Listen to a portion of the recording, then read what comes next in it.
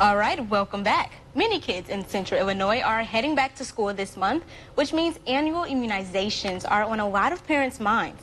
Dr. Frank Han, a pediatric cardiologist with OSF Healthcare, joins us this morning with what you need to know. Good morning, doctor. Good morning. Thank you so much for coming.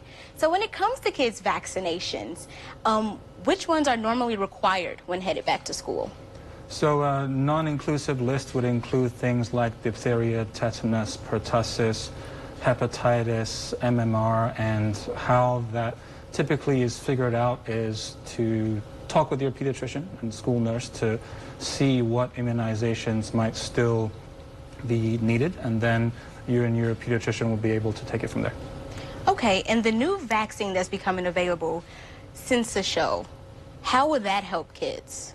So the new vaccine is directed towards RSV. It's known as two names. The virus is called respiratory syncytial virus, and the vaccine itself is referred to as Beyfortus or nirsevimab, and it is an antibody, meaning that it will be an immunity that's given to the patient to protect them against severe RSV disease, meaning RSV that lands the kid in a hospital or needing breathing support.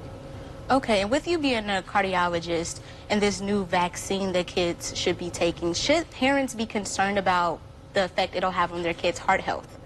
The vaccine that mainly could affect the heart is the COVID vaccine, and I would recommend to parents to start by having a discussion with their pediatrician, but there's no known issues with the heart with the new RSV antibodies so far, but the pediatricians and researchers who are monitoring the vaccine will keep an eye out for it.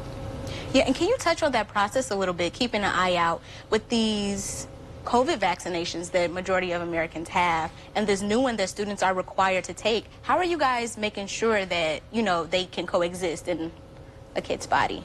So that will be from an infant, for example, taking the COVID vaccine and RSV vaccine at the same time, and then there will be safety monitoring systems such as the vaccine adverse event reporting system and the assistance of your pediatrician to monitor if there might be any concerning side effects that weren't initially found in the phase 3 or approval trials. And for kids who are more likely to have a heart condition, what vaccinations or other vaccinations would you recommend that they look into? So the heart conditions that might present a clear issue for taking vaccinations are the live virus vaccines. They're mainly should not be given in patients with heart transplant, and then a influenza nasal spray vaccine should not be given to those patients with a heart condition taking aspirin, but most other heart conditions can be discussed in detail with your pediatric cardiologist. Okay, so you're recommending that parents most definitely reach out to their child's pediatrician, Correct. Make sure everything is okay and safe for their child. Correct. All right. Well, thank you, doctor, so much for coming in and sharing your expertise with us. Hopefully you've helped parents and guardians out there ahead of the school season. So thank you. Thank you for having me. And if you or someone you know would like to join us on Community Corner, head to our website, 25newsnow.com, click on the Community Corner tab, and fill out that form. We'll take a look at it, and we hope to see you on.